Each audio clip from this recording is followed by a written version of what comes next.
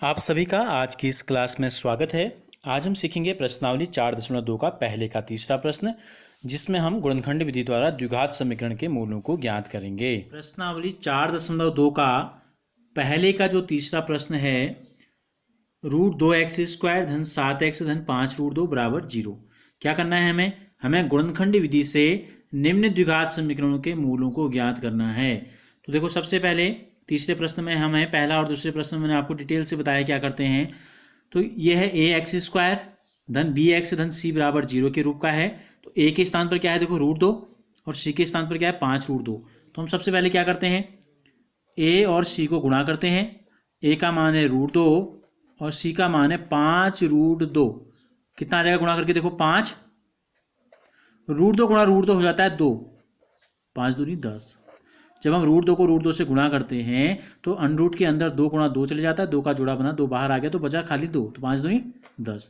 अब हमें क्या करना होता है, इस AC के 2 टुकड़े करने होते हैं, इनको जोड़ के या घटा के क्या लाना होता है, B के बराबर यानी कि 7 हमें लाना है।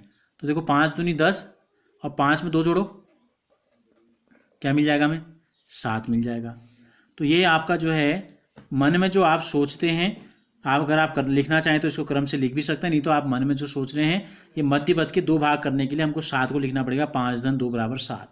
तो हम आते हैं प्रश्न में, तो क्या लिखना है हमें, √2x² की जगह √2x² लिख देना है, धन के स्थान पर धन लिख देना है, और 7 के स्थान पर हमें लिख देना है 5 धन 2। मध्य पद के हम कितने भाग कर देंगे, 2 भाग कर देंगे। x के स्थान पर x, धन के स्थान पर धन, 5√2 के स्थान पर 5√2, बराबर की जगह बराबर, 0 की जगह 0। अब देखो क्या हो गए, मध्य पद के हमारे 2 भाग हो गए। पहला भाग है 5x, दूसरा हो गया धन, 2 से गुणा करेंगे तो 2x धन 5√2 बराबर 0। अब हम क्या करते हैं, इन 2 पदों को एक साथ लेते हैं, इन 2 पदों को एक साथ लेते हैं। अब इनमें क्या है जो दोनों में कॉमन है, इन दोनों में क्या है जो कॉमन है, ये देखने की हम कोशिश करते हैं। तो देखो x, √2x² का मतलब है √2 गुणा x, और यह है 5 गुणा x। तो x तो दोनों में है, तो x बाहर ले लेते हैं, तो ये बच जाएगा √2 1x धन 5 बच गया। इसी प्रकार धन 2, देखो 2 को हम लिख सकते हैं √2 गुणा √2, जैसा कि अभी मैंने आपको बताया, यहाँ पर √2 को √2 से गुणा करके क्या आता है, 2 आता है, तो यहाँ हमने इसका उल्टा कर दिया। 2 को हम लिख सकते हैं √2 गुणा √2, और यह है धन 5√2 बराबर 0 है। अब देखो √2 धन से पहले भी है और धन के बाद भी है, तो हम दूसरे पद में भी क्या करेंगे, पहले में तो हमारा ये आ गया था x बाहर, दूसरे में हमारा √2 कॉमन आ गया, क्या बच गया अंदर, एक √2 और एक साथ इसके साथ x भी था, x भी लगाएंगे यहाँ पर, √2x धन 5 बराबर 0। अब देखो इस धन के पहले ये पूरा एक पद ले लेंगे, इसको दूसरा पद ले लिया हमने।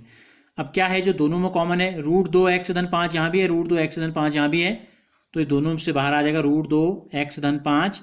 अब पहले वाले पद में क्या बचा, ये बाहर आ गया तो बचा x, और बीच में यहाँ बच गया धन √2 बराबर क्या है 0। दो संख्याओं का गुणनफल कब 0 होता है, या तो पहली संख्या 0 होगी, तो √2x का मान कितना हो जाएगा, धन 5 बराबर के दूसरी तरफ जाएगा ऋण 5, x का जो मान आ गया ऋण 5 बट्टे √2 आ गया। और यदि दूसरा पद दूसरी संख्या 0 है, या दोनों भी 0 हो सकती हैं, तो x का मान आ गया ऋण √2।